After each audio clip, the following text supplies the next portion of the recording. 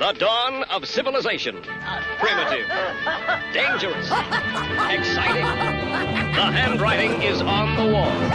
If the human race is ever going to amount to anything, it needs the most civilized caveman I have ever seen. Look who's come out of his cave. Hey everyone, this is James from Cave Dweller Music. I'm here with my co-host Brendan for another episode. Today we have Chris Latta with us. Thank you so much for coming on the show. We appreciate you taking the time. Yeah, thanks for having me. I appreciate getting the chance to talk to y'all. Awesome. You're in a couple of projects actually, so did you want to just maybe tell people who you play with and what type of music you play? Yeah, absolutely. The most prominent band that I'm with right now is Lavaborne.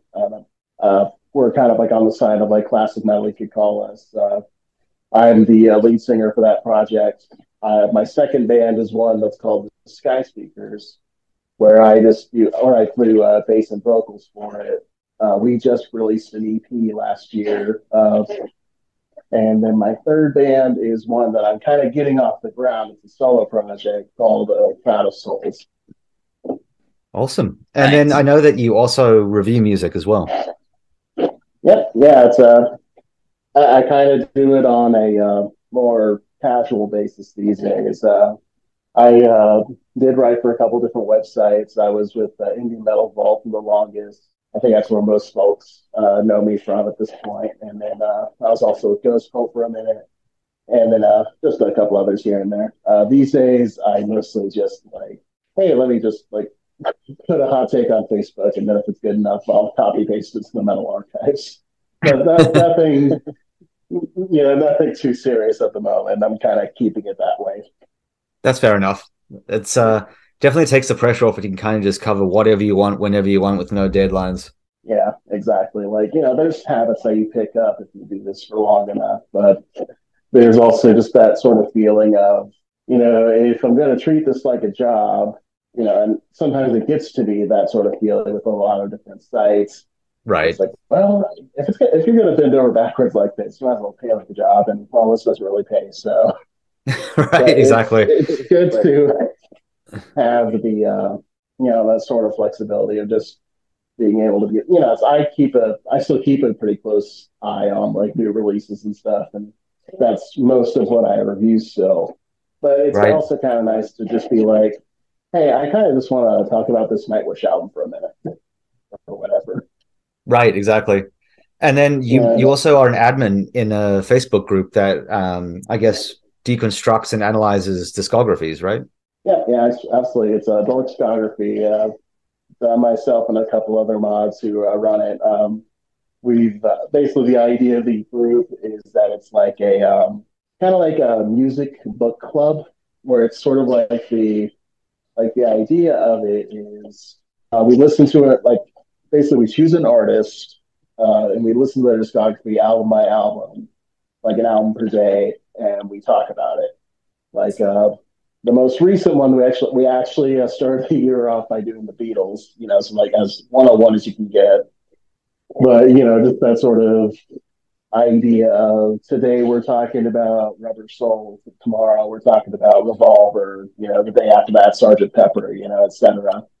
Like that sort of idea of like going through an artist's discography day by day, one album at a time, and just like talking about it and just being like, this is what we like about this is what we don't like. This is, even just stuff like, hey, I heard this when I was like 16 and it blew my mind. Or, or I'm discovering this for the first time.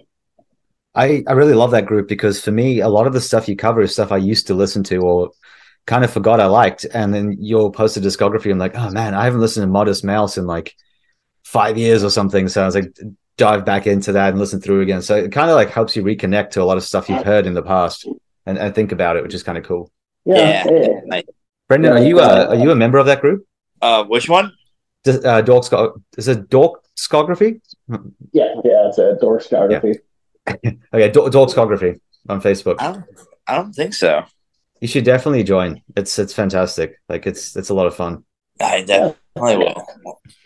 Yeah, we always like to have new people in and just like, we try to make it as inclusive as we can. It's just sort of one of those things of, this album is, one that doesn't appeal to you. It's like, you can always chime in with like, hey, I don't like this album, but you never want to cross it into, I don't like this album, and you're a dickhead for liking it, or like Yeah. that. We Yeah. try to avoid that. Yeah. We're not big on doing stuff like that at all. Yeah, that's well for that shit. But what I do like though is that like some people have actually raised some points on some of the albums that I never considered, and I'm like, oh man, that actually kind of changes the way I think about this, and I reassess the album and approach it from that perspective, and I'm like, okay, I actually appreciate this now, and I didn't before. Yeah, that's one of my favorite things about it. That's why that's what keeps me coming back to it personally. Is just that hope of who's going to like put a really thoughtful angle on this that will make you look at it a little differently. Especially since like one of the things that's sort of we've been trying to figure out about the group is like trying to figure out how much of it is who's like coming back to revisit something that they are a huge fan of or haven't heard in a while, and who's doing this as like I'm listening to this for the first time.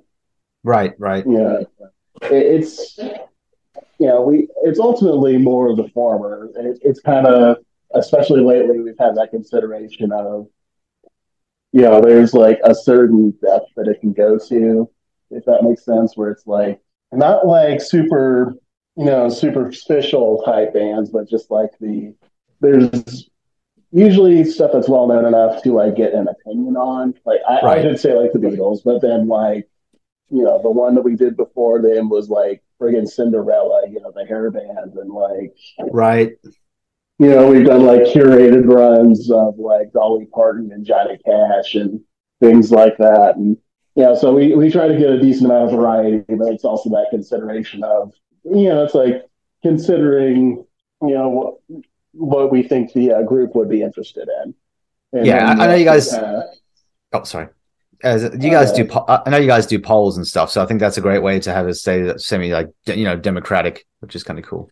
Yeah, it's the trick that we've done. We haven't really done as many lately, but one of the tricky part of the polls in a group like that, especially, is you kind of get that thing of, if there's one thing that I've kind of noticed in recent years, is that there are a lot of people who it's not that they have a favorite band, it's that they have they like the idea of their favorite band. Okay. Where it'll be like that sort of thing of like, oh, we're going to talk about Slayer. Slayer's my favorite band. And then it's just like, oh, wait a minute. I only like the first 5 Slayer albums. Yeah. Going the way I thought. Okay, later. Yeah. So you're right. For sure. It's like Purists or whatever elitists, like, I only like the first 5 Black Sabbath albums, and that's it. That's the only ones that are good, and it's like people have such like, I don't know, like they hold on to these things and they probably believe it, and they haven't even gave the other ones a chance, like I feel like it's just this common kind of like. You get that with a lot of bands, though. It's like most of the OSDM bands, or death metal bands, most of the classic thrash and heavy metal bands, people have like 3 albums that they know from each one, and that is all they listen to, but then they call it their favorite band type thing, like Chris was saying. Right, yeah, exactly. It could be a conundrum for sure. Like, it's also especially interesting to see it from like the creator perspective of being just like, I wonder, like, you kind of wonder if you have like a shelf life in a sense of like, oh, my favorite band was only good for like 10 or 15 years. Does that mean I'm only good for 10 or 15 years? Right. It gets weird sometimes. I feel like more about it than I should. I feel like there are artists that break that mold. You know what I mean? I think it's definitely true of some bands and some artists, but then there's people that are just exceptional their entire career and never like shit the bed, I guess. Like, and then some people do for a while and then come back to it. Like, I think you and I have talked about this, Chris. Blue Oyster Cult is one of those bands that they just made that comeback like in recent years and just put out these like absolutely mind-blowingly good albums in like old age. And I was like, holy crap, where did that come from? Yeah, Blue Oyster Cult was kind of an interesting case because it is just kind of like, the 70s albums are great. Like Fire of Unknown Origin is great, but then you kind of start going through like, okay, like the later 80s stuff and the 90s stuff wasn't that great. Yeah. And then they just kind of fell off the map, and you kind of think, oh, I guess they're done then. They're going to be playing Right. state fairs for the rest of their life and not doing anything. And then the Symbol Remains comes out, and it's like, whoa, yeah, where were you hiding that? Yeah. It's the best in 40 years with like no hyperbole. Right. Exactly. And it's just like, and you're just looking at it, it's like, you also just raise the standards for all of your peers too, where it's just like, it's kind of like that whole, there's some like bands that kind of just get praised for existing. And I'm just sitting there like, Nubla, Esther, Colton, Uriah Heep are making genuinely great records still, right? Exactly. It's same with like, I was gonna say, same with Ronnie James Dio. Like right until that last album, Heaven and Hell, like man never stopped making quality music. Yeah, for sure. And it's always interesting when that sort of thing gets brought into it as well, where there's that sort of the points where it goes into, it's like a name recognition thing, and that you're kind of coasting by on that, and it's it's a conundrum. But well, that's kind of maybe an unpopular opinion to some, and I'm sorry if I hurt people's feelings, but that's kind of where Ozzy's been for a little while now. I mean, it's not the stuff's not like bad by any means, but I think it's really just if he wasn't Ozzy Osbourne, I don't think it would really get very far. Yeah, that's always my end with it. It's just like, okay, yeah, this is fine, but it's just like it's the sort of thing realistic to where it's like no matter how this even turns out, it's going to get top 10 on Revolver or whatever. Yeah, exactly. Half of the blogs, the metal site Zeitgeist is going to have this in their albums of the year. It's just like, okay, right, whatever, go for it. Exactly.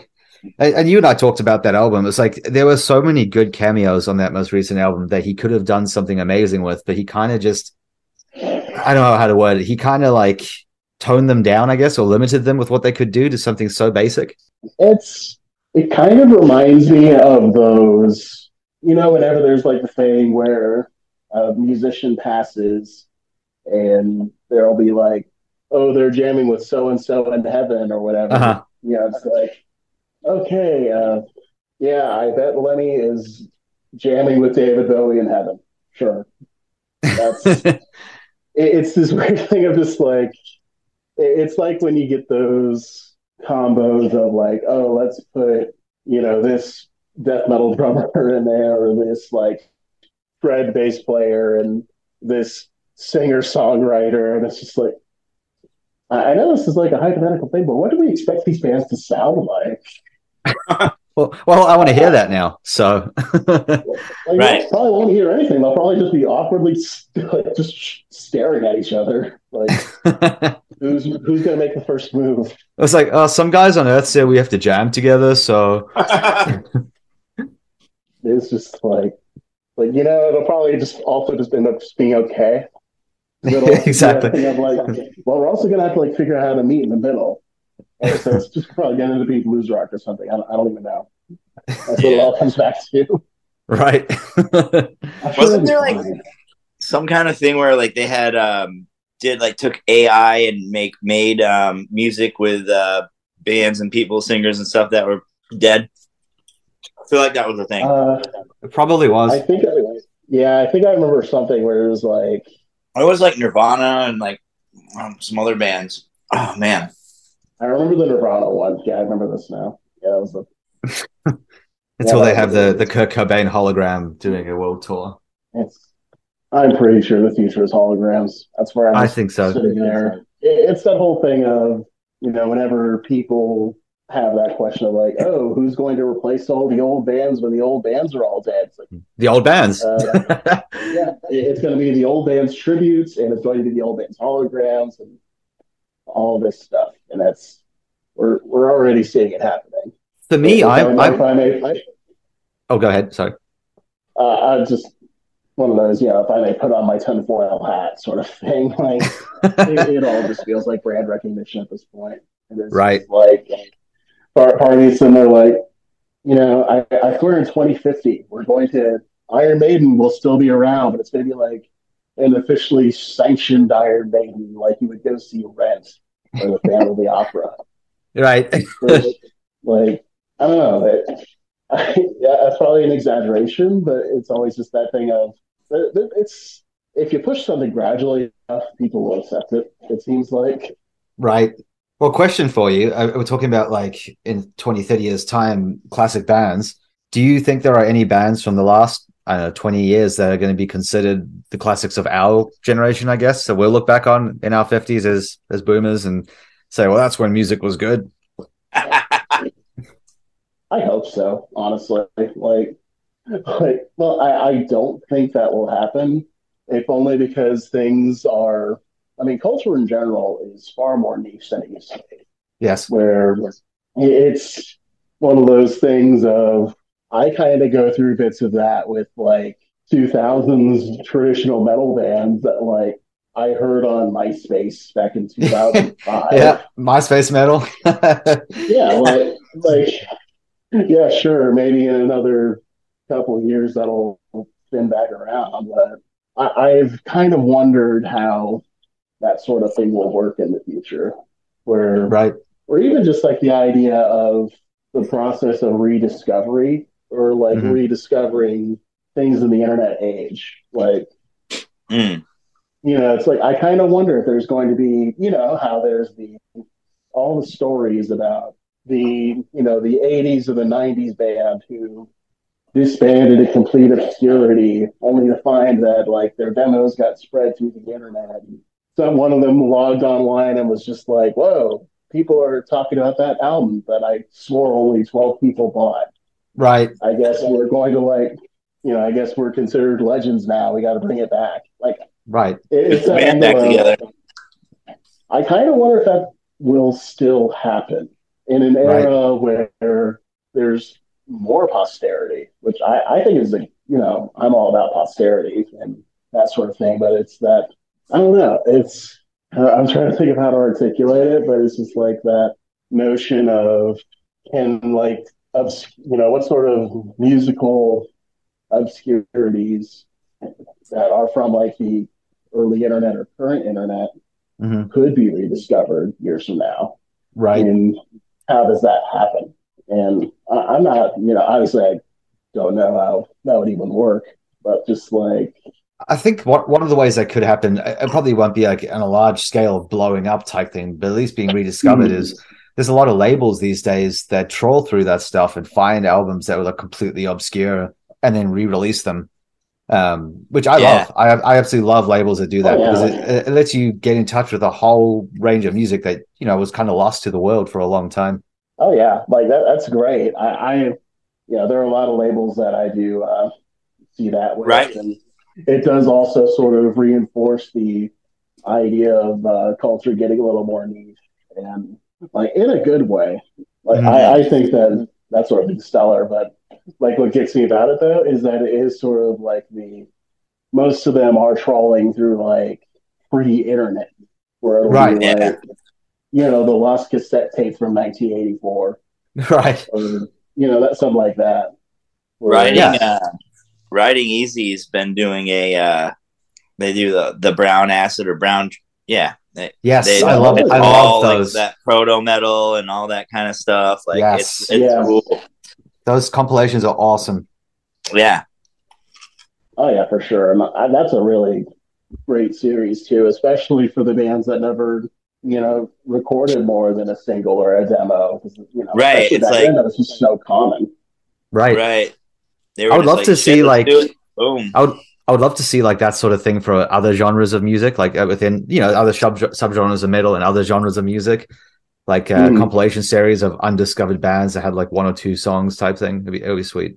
Yeah, it definitely gets that sort of like mystical aura to it, and it's definitely harder to have that vibe nowadays. Right. But at the same time, I also kind of have that thing where I think that the sort of way to respond to that is to do the literal opposite in terms of just like, one of the things I find compelling in particular, I like when bands have like trivia, and like fucking lore. Yeah, I love that too. Like just in that sense of like, oh, this was how he wrote this song, or did you know that this like weird little thing happened during the recording process, and you can hear it at this part? And, like every album has those, right? And and like, the most famous ones do get spread a lot Right. and kind of build up as part of the legend. I always just have that thing personally, especially as like a band guy myself, where it's like, I love hearing about the making of and like Right. the stories behind everything. And if you kind of like be more open about that, I think that kind of enhances the appreciation. I agree. And I think that things like podcasts and then like rockumentaries and that sort of stuff really like shines a lot of that light on a lot of bands, which I always love watching and listening to that stuff for that reason, because you get to know not only the people in the band and what they're like as people, but also, like you said, all the interesting stories that made the music what it was. Right. Yeah, so I'm a sucker for that stuff for sure. Just like that's kind of like the low key goal of mine is just be like, whenever I'm like all done with the music thing, I can just like look back on like every, all the projects and all the, albums and just go through them like song by song and just be like, yeah, this is what I did. It's just that feeling of like it's the sort of like narrative aspect of it, I guess. Right. Exactly. It's that whole thing of like, I can listen to like, just like whenever somebody does like an album by album commentary or song by song commentary where they just kind of talk about their experiences with it. I live for that shit. Right. Like, Well, in that case, I'm gonna have you do that now. Then let's talk. I think we have time for that. Well, let's at least talk about your music a little bit, because we got you on here to help you promote it.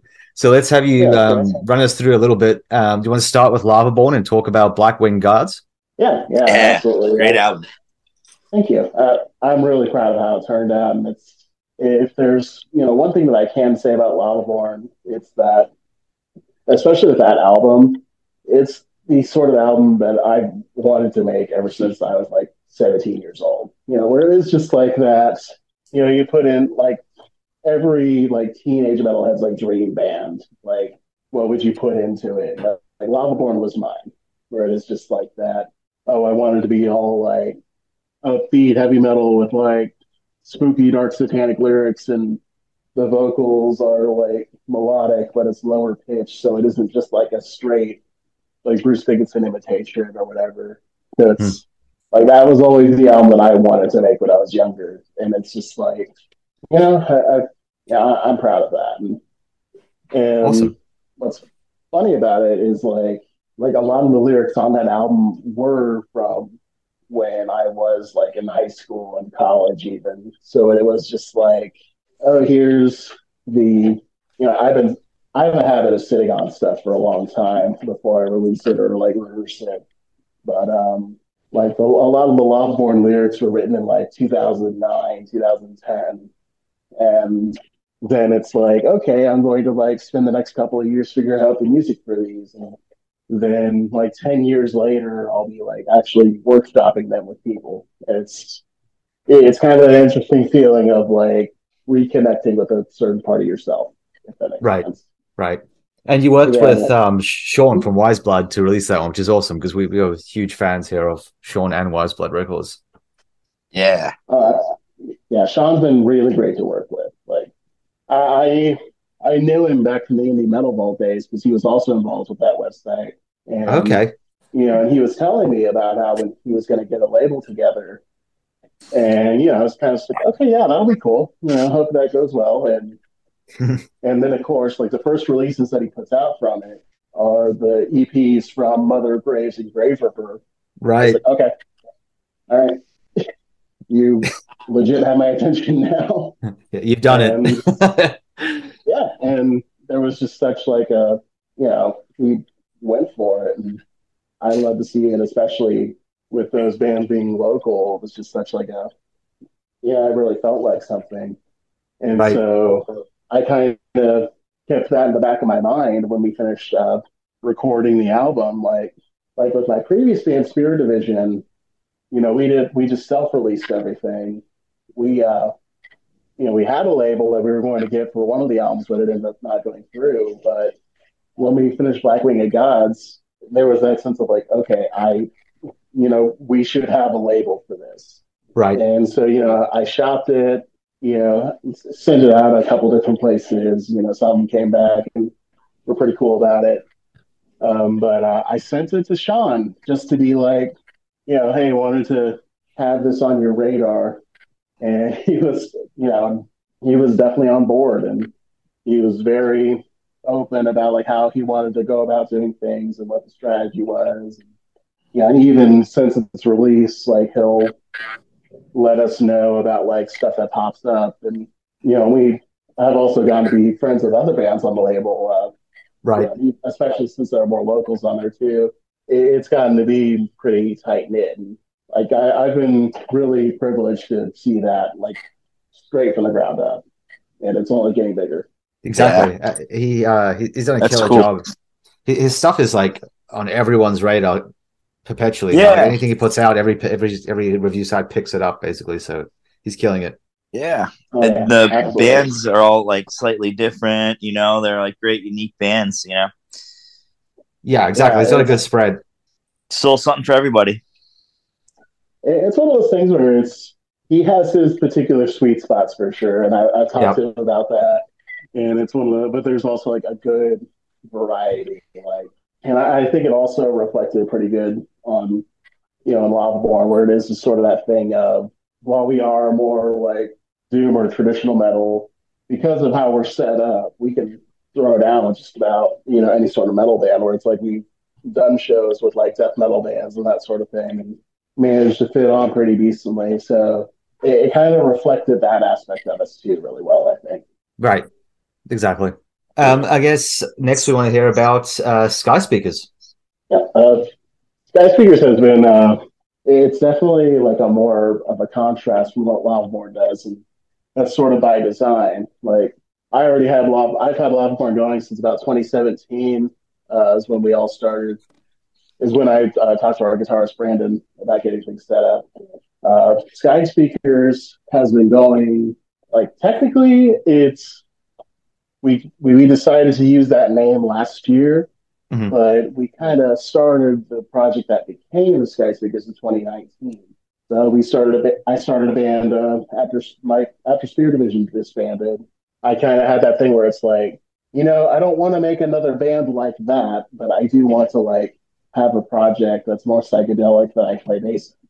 That was, so I still kind of wanted to do something in that vein, but I wanted to push the psychedelic aspect even further, where it would just be like, hey, what if we had a saxophonist in here? And and it just kind of kept going, and now the lineup that we're at now, we don't have a guitarist, but it's myself doing bass and vocals. Our drummer Patrick, Jesse, who's our saxophonist and does lead vocals as well. We kind of split vocal duties. She's been taking more lead lately. Okay. And then we also have our keyboardist Leah, and so that's kind of been like the core lineup now. And that's we've been working on the EP for a while. And it's kind of one of those things of, this is stuff that we like. The reason why we call the EP Echo Hall is that was the name of the group before we decided to change the name. Okay. So it was kind of one of those things of like, oh, we've been Echo Hall for about 3 years, but we're going to change the name to the Skyspeakers. So let's like have all the songs that we were playing while we were still Echo Hall be part of this EP, as like not only like a foot in the door for us as a band, but also to like push it forward. Right. And so like the foot in the door sort of thing, but also just being like, and we kind of did it as a bit more of a low key release. Like it was kind of one of those, let's put it out there just to see what happens. And and since then, we've gotten a couple shows in. We've also started working on new material, which is like one of the things with Echo Hall. The songs on there were written while we were still kind of figuring out what sort of lineup we wanted to have. Like, we had a guitarist in there for a couple of years. And so, like, on the EP, we had, like, I did some of the guitar on it, and Jesse's husband did some of the guitar as well, on, like, a studio basis. But, since then, the stuff that we've been writing has been very much with this, bass, drum, synthesizer, saxophone mold where, I've been jamming on stuff and it's like, I don't know what the fuck a guitar would even do here. Right. It's like sure you could say like, oh, the guitar would just be following the bass or whatever, and that's what we did on the EP for a lot of it. But with this newer stuff, it's it's something else. And like the way that we have it set is that it's like, on bass, I'm providing a lot of like what a rhythm guitar would play. The saxophone does a lot of like what a lead guitar would do, and the keys are filling out everything else there. So it's just like I think we're pretty covered. That's awesome. I can't wait to hear it because for me personally, this is my favorite thing you've put out, like the Skyspeakers EP. I absolutely love this album. The way you guys like work the saxophone into the actual writing of the tracks was fantastic because so many bands, and I said this in my review, but so many bands kind of leave saxophone as an afterthought. It's like kind of something that they just put in or layer in, and it kind of just follows the rhythm of something else or another instrument, or takes the place of something that should be written a different way. But you guys wrote the actual songs heavily involving the saxophone, which I love. Yeah, thanks. Jessie puts a lot of thought into, what she wants to play out, particular stuff. Like, sometimes it is pretty straightforward, but then other times it'll be like, trying to find ways to look for a different scale or, different phrasing. I think that comes through. That was definitely what I wanted when I, asked her about it. It's just, like she does really well with it. But I think like the mixing and mastering was a big part of that as well, because saxophone can be a really overbearing instrument. It can be a little high pitched, a little like naggy. It kind of can get at you a little bit if you do it wrong.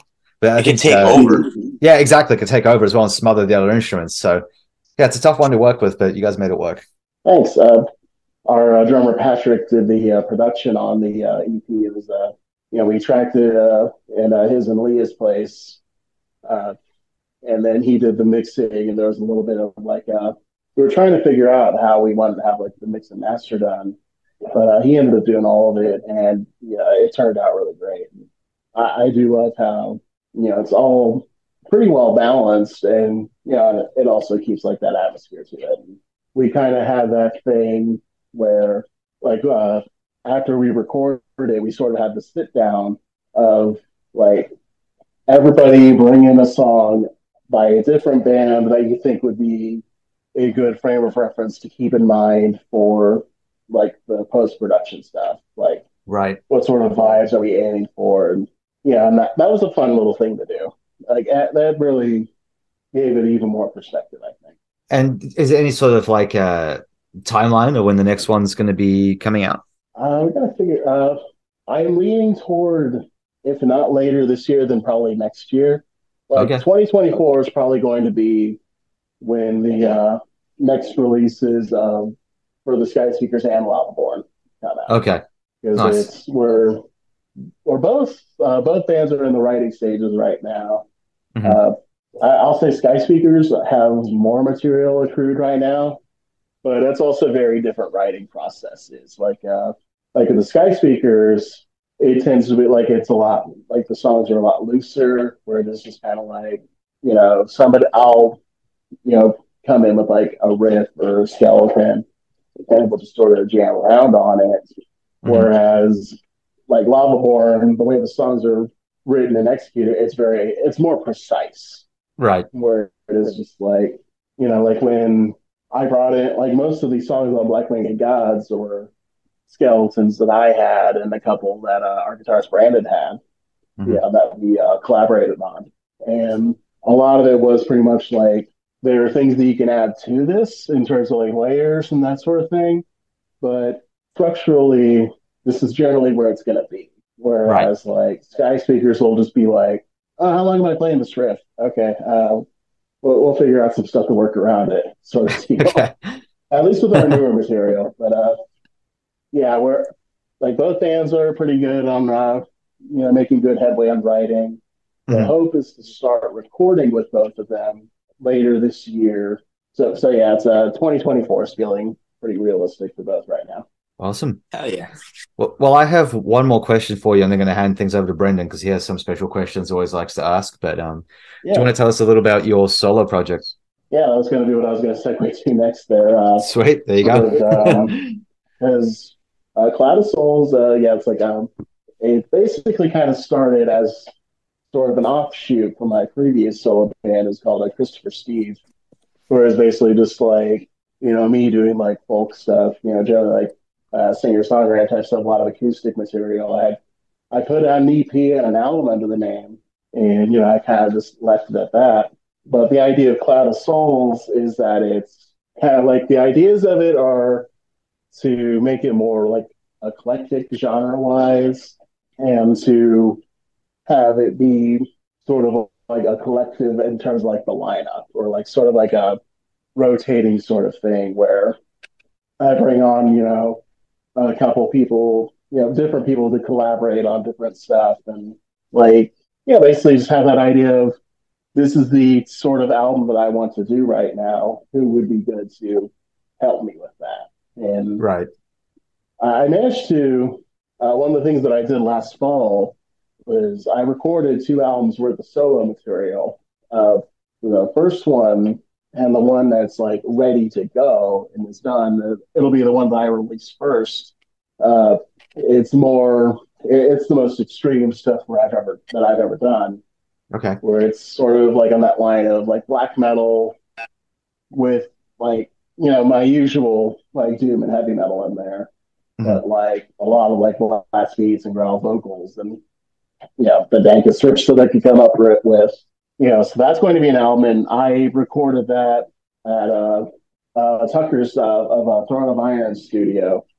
Okay. And he did like the drums on it and some of the leads. So that's going to be an album. And then another that I recorded is like the opposite of that, where it is just going to be like, this is like a really slow, mellow, melancholic, not quite folk, but, still a sort of vibe where it's just like Neil Young with extra Pink Floyd. So you're going for the whole Opeth damnation deliverance duality thing. Kind of. I had kind of thought of that.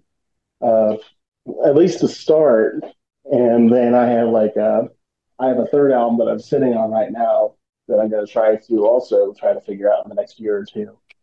But it's kind of like that, and also just sort of like I kind of think it was like the King Gizzard method. Okay.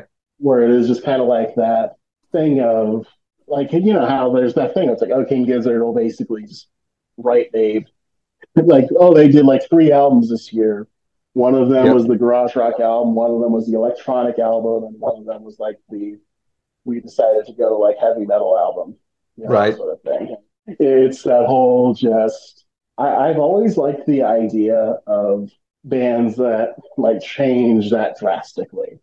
Like it's one thing to do that whole thing of like, how Mr. Bungle will have like we wrote this one song that has 5 genres in it. Yeah. I've always just been I want the full package of just being like, hey, that little part right there where you do that really cool thrash break? What if that was an album? Yeah. Or it's like, hey, can we just just that sort of idea of just being like, hey, I want to try out this style this time. And I've always just liked the idea of, projects where you can listen to them, and because of how eclectic they are, there's that sense of like, wow, this person really loves like a lot of stuff. I've always liked bands like that. Right. Like, with like King Gizzard especially, like you can kind of tell that they just listen to so much stuff. Right. And it's not even like that it's like a joke, it's that they just like it. Mm-hmm. Sometimes, I mean, my only thing with them, sometimes I wish that maybe they would put out like one less album and then take some of the better tracks from one of them and put them into another one's better tracks, so you get like one really solid album. Because I like the music, but sometimes I feel like there's a bit too much filler across their discography. I can see, yeah. It's definitely one of those things where some of the experiments work better than others. Like, right, yeah. That's what it comes down to. Yeah, and then it's also kind of interesting on the flip side where it will just be like, oh, you didn't like that one? That one was my favorite. Or like, I wish they'd do another one like it. Or it's it's like I always find that sort of thing really cool. Where it's when people feel the exact opposite way to you when you're talking to them about it. Right. Yeah, and just being like, oh, I mean, I especially appreciate that you had mentioned that the Skyspeakers EPs. You know, you said that was your favorite release Hmm. that I've done, Hmm. and I always like to know like what are like it's such an egotistical thing. It feels like I feel like I'm on a particular ego thing tonight, and I apologize for that. It's all good. But it's that whole thing of I always do kind of want to know, like, hey, if you've listened to my stuff, what was your favorite? Which one did you like the most? Like, Uh-huh. and that's not even like I don't know. I just like to know. It's kind of one of those things where it's like it says a lot about the person, and then it's also like that weird. I think where most musicians would see that is like, oh, that was at a really weird time in my life. I don't really think about that one, Right. Okay. but and like, or just like that general thing that I've run into where like the idea of filler is such like as a songwriter, like obviously there is stuff that you like spend more time on than other stuff, Hmm. but there will always be that thing where I've had like every song be listed as someone's favorite on a review or whatever. Right. Where it has been like there will be a couple that come up the most, but even the songs where I'll just be like, oh, that was my least favorite by like a country mile. Right. That'll still be like somebody's highlight. And it's like, oh, okay. Yeah, I mean, it wasn't so bad. Well, it's funny because, like, as you know, I have the PR stuff I do on the side, and I've spoken to people sometimes, and they're talking about like picking singles, and I'll be like, "You should pick Yeah, this song as a single. This is like a really good one," and they're like, "Oh, I really don't like that track." I'm like, "What? That's like the most like catchy, accessible track on the album." They're like, "Oh, okay, I didn't realize that." So yeah, you're right. It is so subjective Yeah. to what people like and what people don't like. So filler, like you said, is a subjective term for the most part. There are definitely some songs that some bands have put out that are objectively filler. Yeah. Well, But it's like I mean, it depends on how you define filler, where it is just sort of like like literal filler absolutely exists, where it's just like, this song we just pulled out of our ass, but it's like right. Paranoid was filler. They wrote Paranoid in 15 minutes. Wow, okay. Didn't know that. Yeah, that was one of the things about Sad as Paranoid was that originally they were going to call the album War Pigs, but it was deemed too controversial because of the Vietnam War. Right. And so their label kind of gave them like okay, write a single. And it was like, what, a single? What do we do? Tony's just kind of doing like a like, hey, do that again. Do what again? That. And it's just like Wow. it's as filler as it gets. Like a literal definition, they like got it together really quickly, but it's such a staple song that it's just like, oh fuck yeah, It worked out. Right. 15 minutes and Valhalla right there.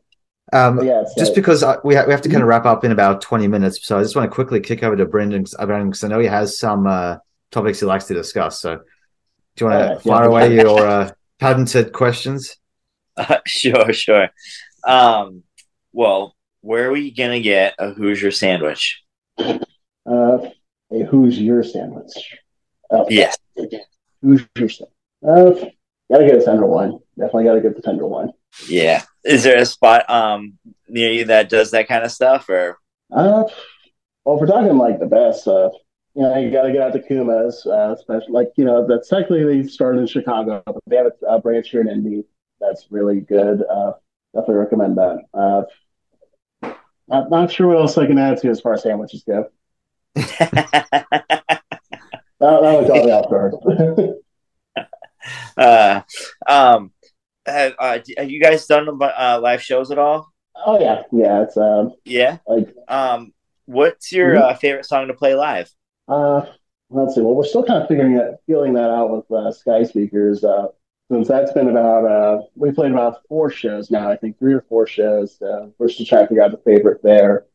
But with Lavaborne, I would say Prove Your Worth is definitely that one that's like, okay, yeah, this one's probably going to be in the set forever because it is just such like, it's a real rousing one, I think, and it's just such It's definitely the call to arms one, Nice, So it's going to be pretty fun live.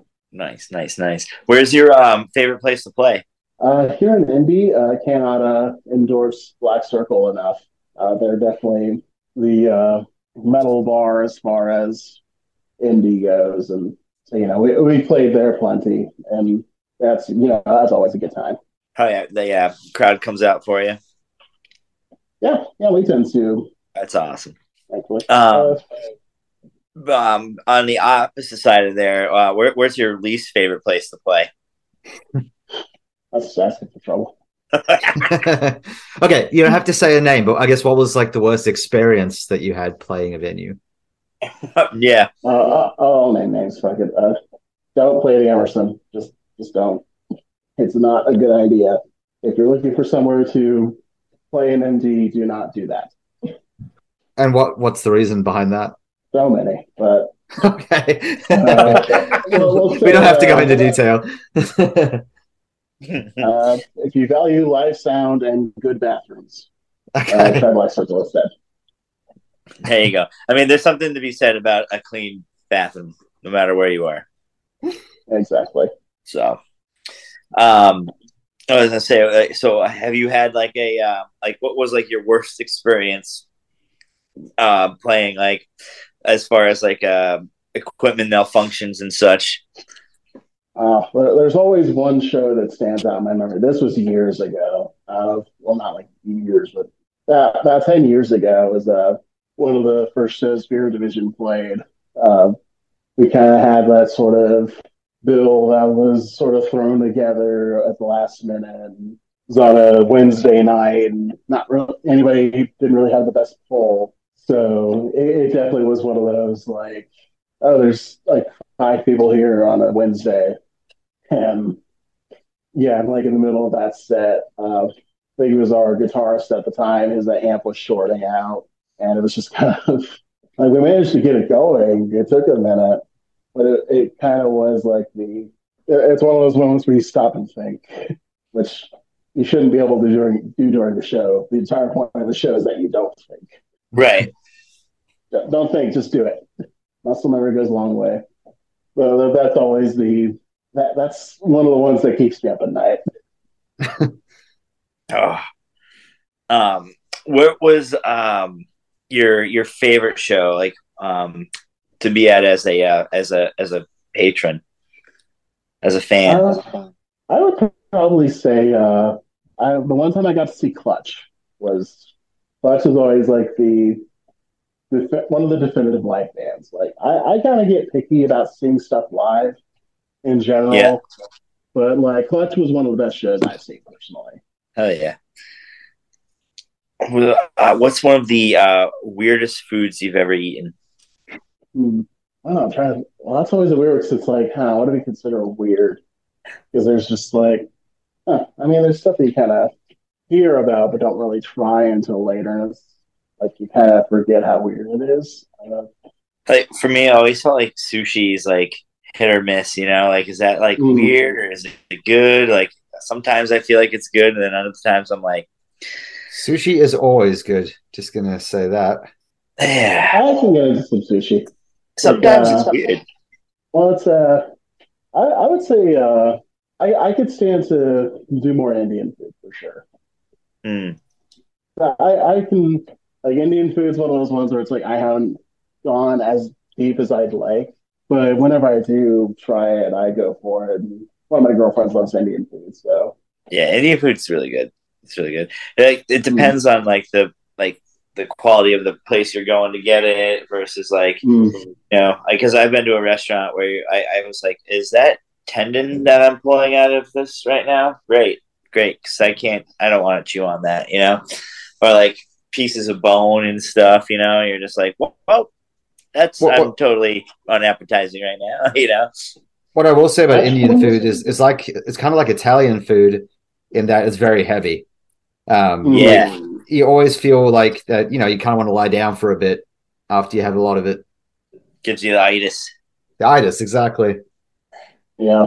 Or, one thing I do actually find interesting, like going along with like international stuff, like there's something to be said for what kinds of snacks are a thing in Yes. different parts of the world, where it'll be Yes.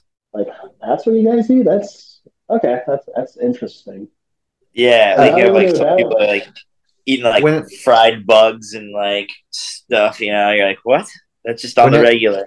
whenever I travel anywhere, I always make sure I go to like a supermarket in any country I visit mm, and just go through like you said, the snack section, see what they have in Yep. like the potato chips or like what kind of candy. Like you're right, yeah, that's fascinating. 100%. Same with sodas too, like the soft drinks and sodas and stuff. Like I love seeing even energy drinks, like seeing what they do. Like every country has their own stuff, and it's always interesting to try all that stuff.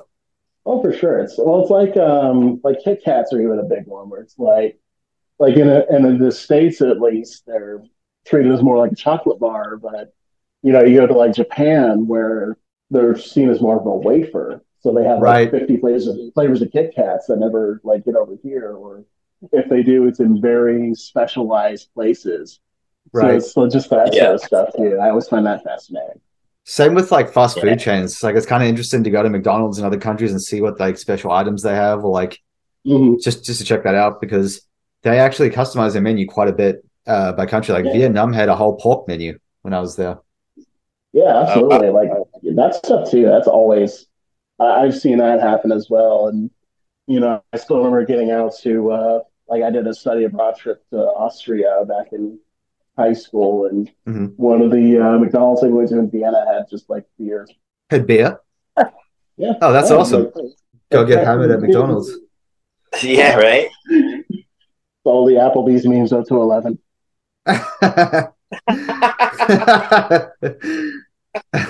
Hey, the one thing about Applebee's that I can appreciate is that for the price, their margarita buckets are pretty good. Oh yeah, And yeah, I can confirm that. Yeah, no, they are. I mean, I've had some good nights on Applebee's margaritas.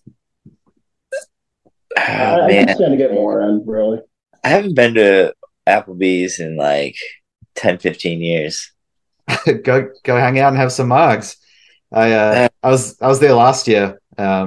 It's not somewhere I go out of my way to go, but if you have to, like, if you're meeting someone like let's meet at Applebee's or something, then it's like, all right, Right. have some drinks. I actually had a Ah, I dinner at get you. Applebee's a couple months ago, so I can confirm that. We've got about 10 minutes left, so I just wanted to ask you, Brendan, do you have any more questions left, or was that the last of them? No, we're good. We're good. Cool. I just wanted to ask you because you do review music. Did you have any, like maybe let's say top 2 or 3 albums last year that kind of stood out to you? Yeah, I did manage to get out. Well, normally I do a top 20 list toward the end of the year. I actually managed to do a top 25, but Oh wow. like I'll say my album of the year was 40 Watt Sun's new one, Perfect Light. Hmm. Like I kind of have a thing where it seems like every year I'll kind of find my favorite early on, where it's like that album came out in January, and when I heard it, it kind of became like the benchmark that I compared everything else to. Right? Yeah.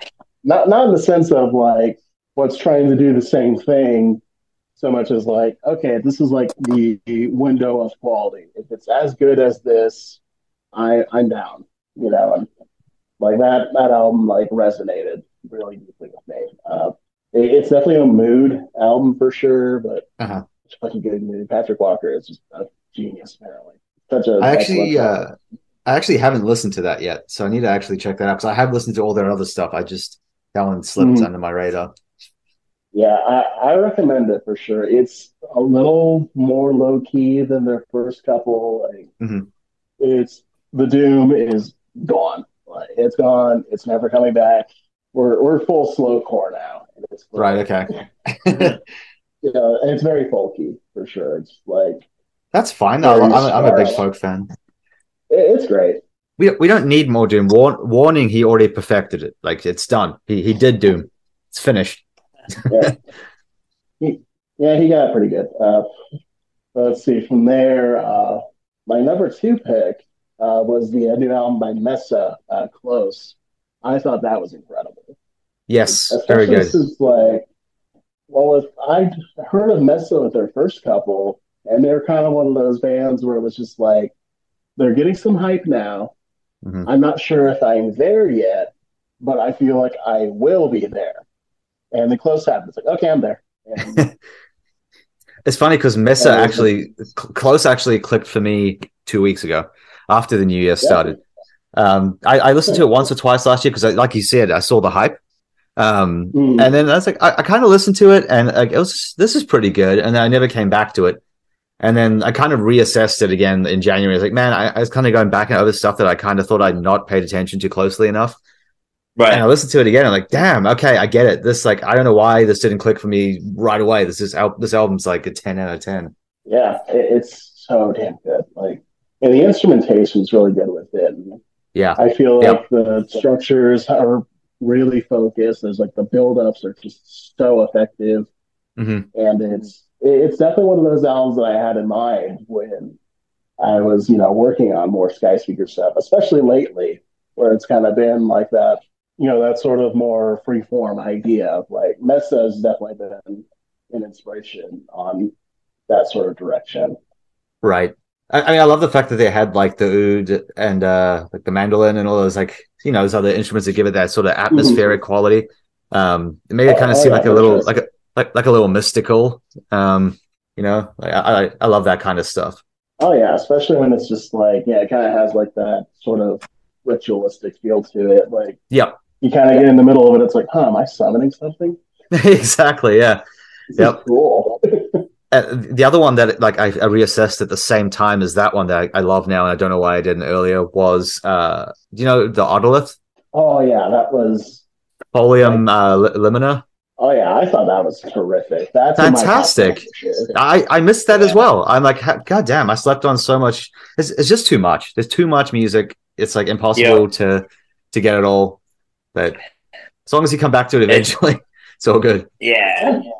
Well, that's always the trick, is trying to figure out. I mean, one of the things that I kind of run into is that angle of there's always so much stuff that comes out.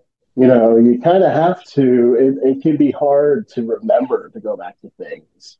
Right. Yeah. Especially with that sort of thing of like the best albums tend to be the ones that don't reveal everything the first time you hear them. Yeah. But reveal enough of everything. Or at least this is sitting at like a 90% right now.